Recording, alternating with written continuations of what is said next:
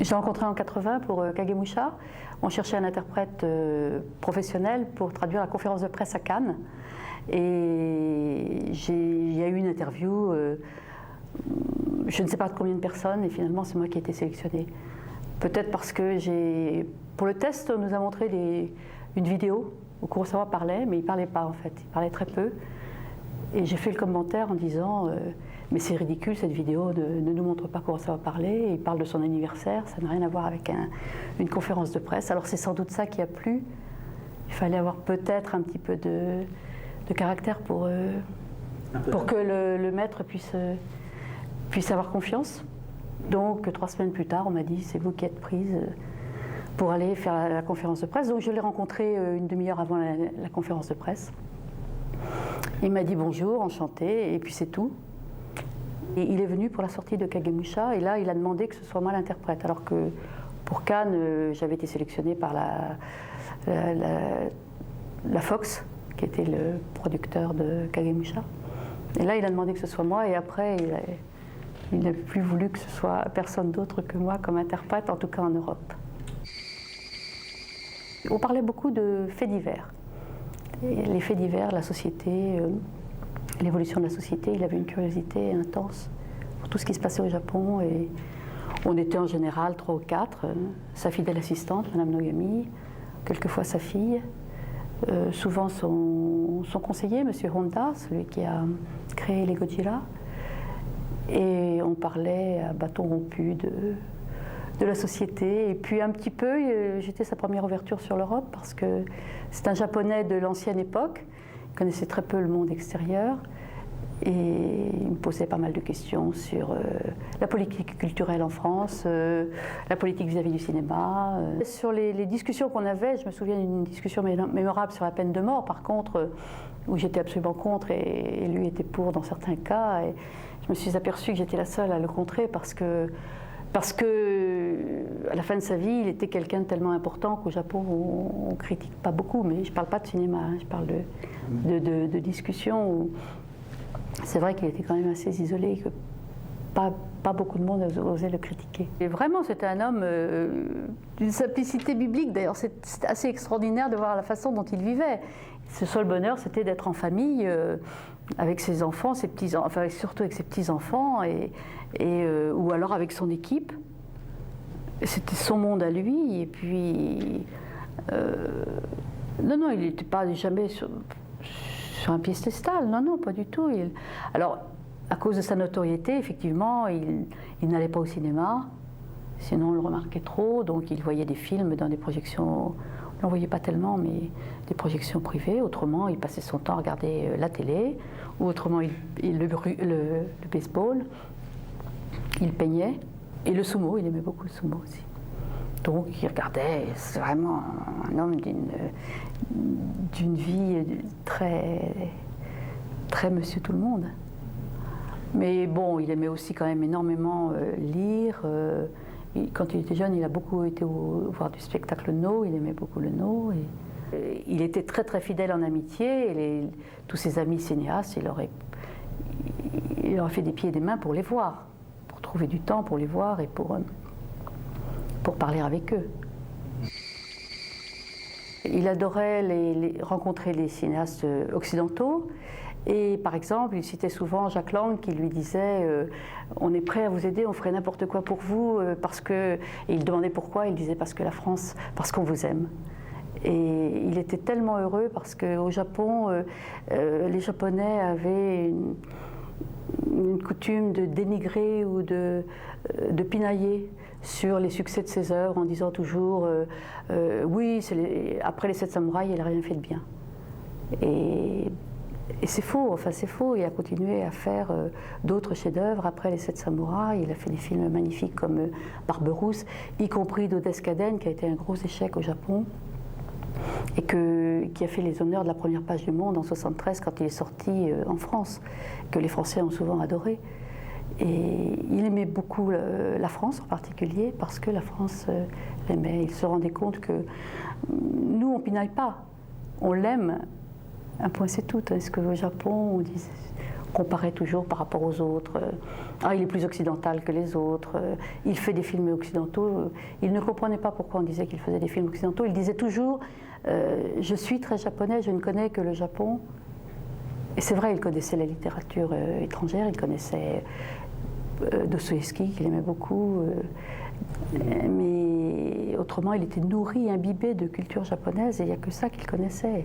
La peinture, il avait vu beaucoup de peintres occidentaux, mais ça, c'est le patrimoine de l'humanité. Et ce n'était pas par désir de s'occidentaliser, c'est parce que la peinture à l'huile, par définition, c'est occidental. Il connaissait bien la peinture japonaise, qui est la peinture sur la vie, mais il s'intéressait beaucoup à la peinture, il connaissait toute la peinture. Les Japonais étaient jaloux de son succès à l'étranger, parce que les Japonais sont fondamentalement des insulaires. Et Kurosawa, sans avoir fait d'efforts, a fait un cinéma qui était humaniste, donc pas universaliste, humaniste. Et l'humanisme est une culture partagée par toute l'humanité. Donc il n'a pas fait un cinéma universaliste, il a fait un cinéma humaniste.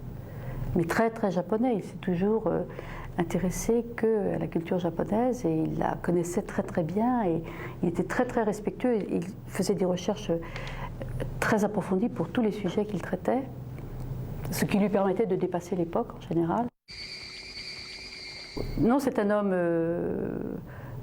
très réservé, qui ne parle pas beaucoup, qui a beaucoup de problèmes à s'exprimer. Il faut prendre les mots et les multiplier. Il aimait beaucoup quand j'étais interprète parce qu'en général, il répondait de façon très concise et puis moi, je rajoutais un petit peu, enfin je rajoutais dans son esprit. Mais c'est vrai qu'il s'exprime de façon très très concise. Il déteste commenter sur ses films et il déteste expliquer ce qu'il veut. C'est la raison pour laquelle, à partir surtout de Kagemusha justement, il a eu recours au storyboard, enfin à ces fameux dessins. Donc il a, en particulier pour Kagemusha, parce qu'il a pensé que Kagemusha, il n'arriverait pas à faire le montage financier de ce film. Il était un peu découragé. Donc pour pas que toutes les images qu'il avait en tête disparaissent, il a commencé à les dessiner. Et après, il s'est aperçu que c'était un formidable moyen d'explication pour son équipe. Il n'avait plus besoin d'utiliser les mots, il leur disait « bon, voilà ce que je veux » et ça simplifie tout. Donc après, il l'a systématiquement fait pour tous les autres films, pour Ran en particulier, ou même pendant le tournage, et dans le film de Chris Marker, Aka, qui est un documentaire sur le tournage de Ran, on le voit quand il attendait le temps. Il attendait qu'il fasse beau, qu'il ne fasse pas beau, enfin bon, selon le temps qu'il voulait. Il était en train de peindre les scènes suivantes. Et c'était une scène qui a été filmée par Chris, mais qui n'est pas restée au montage. Donc il n'aime pas parler, il n'aime pas commenter, il aime bien qu'on lui fasse des commentaires sur son œuvre, il est toujours prêt à apprendre. Mais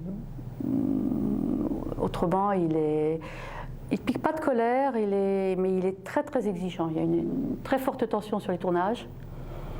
Sur les scènes de théâtre pur, où il veut absolument obtenir quelque chose de l'acteur et personne n'a le droit d'être là. Et il y a vraiment que l'acteur, lui, et dans Nakada, il a beaucoup beaucoup souffert pour ce tournage de Ran en particulier.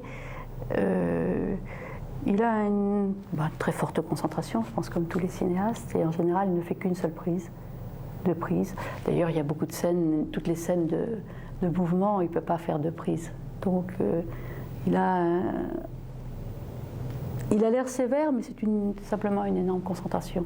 Il a un œil qui couvre tout. C'est fascinant de le voir tourner des scènes avec 2000 figurants, par exemple. Le personnage dans Kagemusha, le personnage de Takeda Shingen qui dit il ne faut pas bouger, c'est vraiment Kurosawa, quoi. Ne pas bouger, sa présence organise l'ordre autour de lui.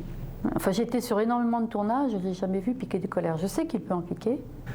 C'était un orage très très contrôlé. Bon, à ce moment-là, on savait qu'il fallait... Tout le monde à ce moment-là, le premier assistant, Nogami, essayait de faire en sorte pour que cette colère s'apaise. C'est quand il n'arrivait pas à obtenir d'un acteur quelque chose qu'il voulait absolument. Il disait que le métier de cinéaste, c'est d'attendre le temps. Enfin, c'est attendre la météo. Et oui, il aurait attendu, il a pu attendre, je pense, des typhons, il les attendra, il peut les attendre un mois s'il le faut.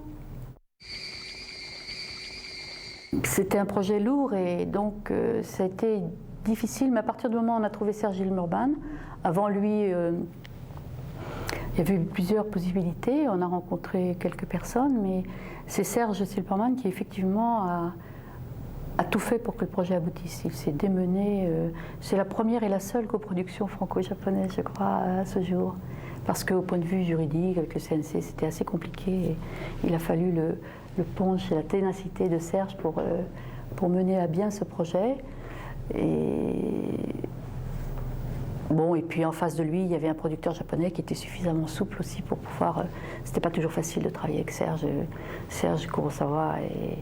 Alors M. Hara, qui était le producteur japonais, devait avoir les chines assez souples pour que tout se passe bien. Mais je crois que la combinaison des trois était super efficace. Quand il y avait des problèmes, M. Hara téléphonait en disant « Catherine, il faut se dépêcher, venez, parce que là, il va y avoir des problèmes. » Et j'arrivais pour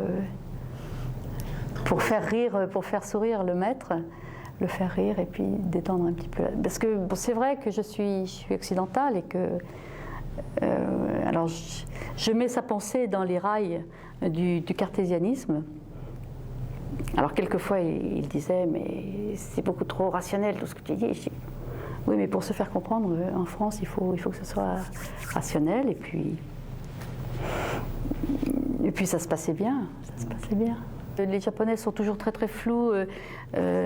Bon ben il va falloir tant de temps, à peu près on va aller un peu plus loin, un petit peu plus loin, un petit peu plus loin et puis on tournera à droite et je lui disais c'est combien, c'est des kilomètres quoi. Quelle importance, on se comprend entre japonais. Je dis oui mais moi je ne suis pas japonaise, je voudrais savoir c'est à quelle distance l'endroit. Je ne sais pas, c'est pas possible. Et on avance, on fait ça et puis on fait comme ça. Et moi je demandais des trucs un peu précis, des distances, des dates ou des heures. Ah ben non, on continue et puis on verra. Et je pense que c'est très dur, par exemple, l'idée des contrats pour des Japonais, c'est difficile. Ce qui est important avec les Japonais, c'est la confiance. Et quand on a la confiance, on peut aller jusqu'au bout du monde. Et donc, quelquefois, ça posait des problèmes quand il fallait qu'on lui lise tous les contrats. Enfin, il y avait des trucs où il fallait lui demander son avis. Et c'était quelquefois un petit peu délicat. Alors, non, je disais, bon, je crois que j'ai lu, je crois qu'on peut faire confiance, puis ça suffisait, quoi. Les fonds étaient français, mais tout le reste était... toute l'équipe était une équipe japonaise et je crois que Serge Gilmurban était complètement respectueux il savait très bien ce que c'était que de tourner avec Kurosawa. Donc ça a duré quand même... Le tournage de Ran a dû durer 9 mois, je crois.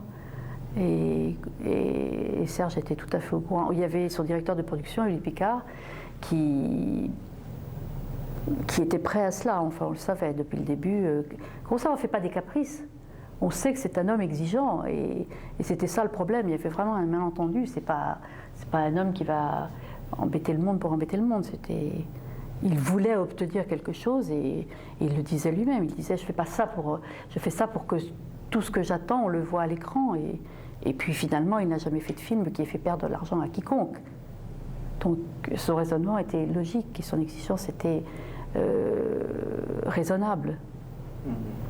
Et donc, je ne sais pas, je sais que c'est long de tourner 9 mois, mais on était prêts, on le savait.